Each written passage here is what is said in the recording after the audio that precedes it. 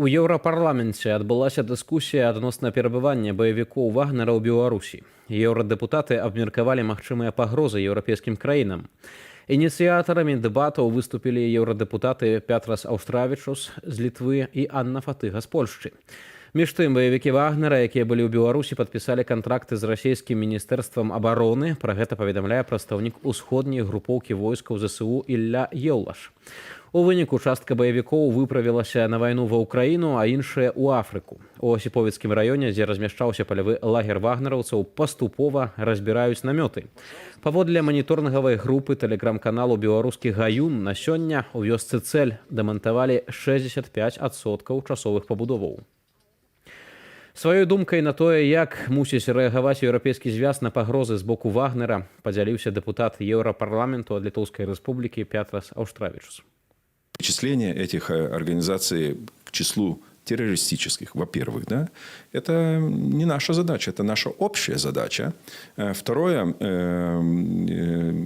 следить за теми действиями, которые могут расти из таких решений России, потому что Вагнер – это не первый, не последний случай создания таких военных организаций, поддержка из бюджета Российской Федерации и также мобилизация вот этих заключенных и так далее. Это же все же делается по разрешению, с координацией и так далее. Поэтому нам надо знать, откуда и по каким каналам может возникать такие опасности, на кого и нацелены какие средства вообще они имеют. И однодневный риск.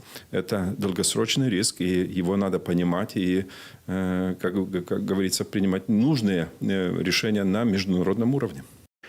У нашу студыю завітаў Александр Азараў, кіраўнік Байпол. Спадар Александр, вітаю вас. Добрый вечер. І вось з'явілася інфармацыя пра тое, што вагнераўцы ўсё ж такі пакідаюць Беларусь. Я думаю, што для многіх людзей гэта нечакана. Многія вельмі, як то кажуць, нават упадалі ў пэўную дэпрэсію, калі даведаліся, што столькі баевікоў прыехалі паганяць беларускую зямлю, але ось цяпер бачым, што яны з'язджаюць. Чаму? Ну, я думаю, што Лукашэнкі не знайшлось грошай, каб іх утрымліваць. І он спадзяваўся, што яны будуць утрымлівацца за кошт Прыгожына, а Прыгожин быў забіты, а іх арганізацыя развальваецца, ось фінансавання няма, і таму вагнераўцы з'язджаюць паціху дамоў. Цікава, што мёртвы Прыгожин дагэтуль афіцыйна застаецца кіраўніком кампаніі, зарэгістраваны ў Осіповіцкім раёне, відаць, кіруе з таго свету. Яшчэ одно пытанне. Вось вы кажаце, што Лукашенко разлічваў, маўляў, яны будуць яму служыць, але ў яго не хапіла грошай. Була інфармацыя пра тое, што хацелі іх заманіць у кампанію «Гардсервіс», якую нібыта Шэйман ствараў, такую некую гвардыю Лукашэнкі, якая пахоўвала некую маёмасць за мяжою. Ці магчыма, што частка ўсё ж такі пайшла служыць вось узурпатару?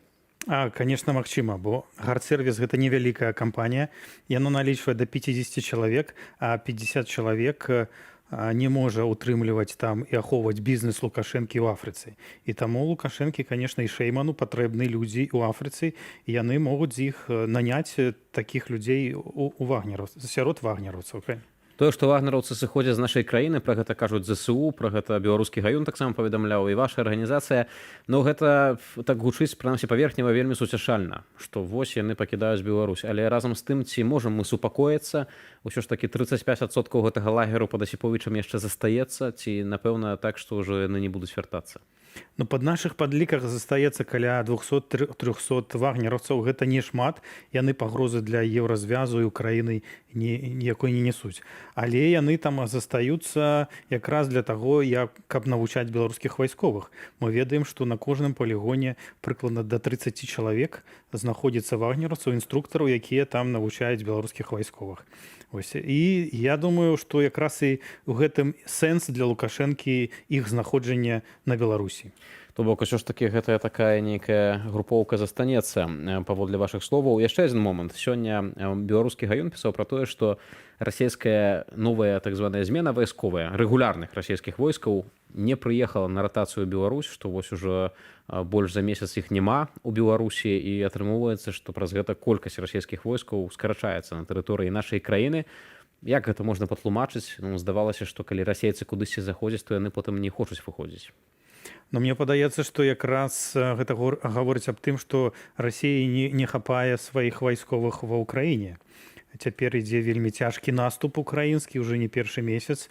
Ось і украінцы кожны дзень адваёўваюць кавалачкі сваёй зямлі і ідуць уперад. І таму Путін, я думаю, што значыць, направляе, якраз кіроўвае сваіх вайсковых в першую чаргу ва ўкраіну, бо ён ведае, што Лукашенко з'яўляецца яго верным хаўруснікам, і лепей гэтыя вайсковыя будуць знаходзіцца не ў Беларусі, а будуць займацца вайсковай справай на тэрыторыі ўкраіны. То бок ён як бы ўспрымае тут Лукашенко як свайго васала, проста пакідае Беларусь на яго, давярае, што вось без расійскіх войскаў ён справіцца з беларускім народам. Але ўсё ж такі, ці гэта не стварае нейкую такую, ну, не тое, што надзею, але нават нейкія лепшыя перадумовы на Беларусі, калі расійскія войскі пакідаюць тэрыторыю нашай дзяржавы, ці гэта не можа неяк, ну, добра аказацца для нашай дзяржавы? Не, это нічога не стварае, бо расійскія вайсковыя могуць прыехаць у любы момант, бо згодна з пагадненнямі падпісанымі яны могуць прыязджаць, калі захочуць і ў любой колькасці. Ось цяпер іх няма, а заўтра могуць прыехаць.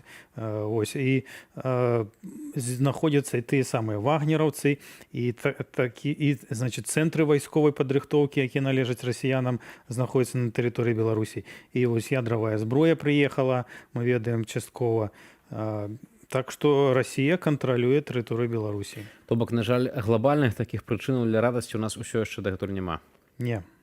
Калі кажам таксама пра планы Масквы адносна Беларусі, мы ведаем пра стратэгічныя іхныя такія думкі, і Пуцін это яшчэ пісаў перад поўнамаштабнай агрэсіяй супраць Украіны, пра тое, што вось, маўляў, там і украінцы это расейцы, і пра беларусаў увогуле не згадваў, то бок увогуле лічу, што гэта справа ўжо завершаная. На вашу думку, ўсё ж такі, сярод гэтак званых сілавікоў, якія працуюць у Беларусі ўнутры, ці ў іх няма вось нейкіх такіх вот сумневаў, што тое, што адбываецца, гэта, ну, ненармальна, і, можа быць, яны самыя не будуць потым патрэбныя гэтай Расіі, калі сюды будуць больш прыязджаць расійскія вайскоўцы, нейкія там яшчэ найміты і гэтак далей? Думкі беларускіх вайсковых не змяніліся 2020 года. Тыя, хто нас падтрымліваў, яны працягваюць нас падтрымліваць, але скрытна, каб аб гэтым ніхто не ведаў. Меншая частка, конечно, і падтрымлівае Расію і лічыць яе такой краінай, якая можа там прадухіліць напад нібыта захаду на тэрыторыю Беларусі і лічаць іх сваімі хаўруснікамі, братамі там па зброі і так далей. Але это меншая частка беларускіх вайсковых. Большасць вайсковых, яна займае нейтральную пазіцыю і пяройдзе на бок сільнейшага. То бок чакаюць нейкай сілы з боку таксама дэмакратычнай супольнасці беларускай. Спадар Александр, сёння нашым эфірам мы таксама паведамлялі пра тое, што Міністэрства ўнутраных справаў праводзіць вучэнні на тэрыторыі ўсёй краіны, просяць грамадства не хвалявацца, гэта цытата. Вучэнні заключаюцца таксама ў тым, што яны вось, ну, як то трэніруюцца арыштоўваць людзей, затрымоўваць людзей. А ў мяне вось такое пытанне, навошта гэта рабіць, калі і так мы кожны тыдзень ад праваабаронцаў маем сведчанні, што ва ўсіх рэгіёнах нашай дзяржавы людзей затрымоўваюць за палітычныя погляды, навошта яшчэ патрэбны вось нейкія дадатковыя вучэнні, ці не сведчаць гэта пра тое, што яны ўсё ж такі асцерагаюцца нейкіх, ну, большых выступаў людзей, так, што не будзе ўжо хапаць такой звычайнай штодзённай практыкі. Карпенкоў асабіста адказвае за тое, што адбываецца ў сярэдзіне краіне, будзе адбывацца за бяспеку рэжыму Лукашэнка ўнутры краіны. І таму яны рыхтуюцца, першае, да запуску плана перамога, а па-другое, для ўвахода каліноўцаў з тэрыторыі ўкраіны на Беларусь.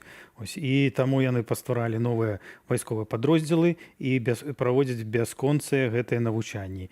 Ось гэта адказнасць якраз Карпенкова падавіць усе пратэсты і захапіць пры магчымасці групы ўзброеныя беларускіх добраахвотнікаў ці удзельнікаў плана перамога. Таму яны рыхтуюцца да этого. Вось вы згадалі гэтую асобу Карпенкова, якому Лукашенко нават даў генеральскія пагоны. Усё ж такі ягонае такое вось звярынае рвенне па служэнню Лукашэнку. Ці не можа быць так, што ў нейкі момант ён захоча сам пад нейкім расійскім пратэктаратам узначаліць вось гэтую хунту, і проста ён стварае сабе нейкае прыватнае войска. Ці нельга выключаць такі варыянт? Гэта магчыма, бо Карпенкоў ён больш расійскі чалавек, чым чалавек Лукашэнкі. Ён служыць Лукашэнкі толькі потому, што Лукашенко падтрымлівае Пуціна. Вось, калі паглядзець, што ў Губопіку адбываецца, то іх партрэты Пуціна вось вісяць расійскія сцягі. Нават хваляцца гэтым.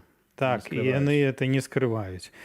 І таму я памятаю па сабе, Карпенкоў заўсёды казаў пра Расію, што гэта Расія і Беларусь это адна краіна. Для яго СССР ці расійская імперія нават гэта краіна, якая ў яго ў марах. Таму ён першую чаргу будзе выконваць загады Расіі. На гэтым паставім кропку. Гаспадар Александр, дзякую, што завіталі сёння ў студыю Белсат. Александр Азараў, прадстаўнік Байпоў, быў з намі ў студыі.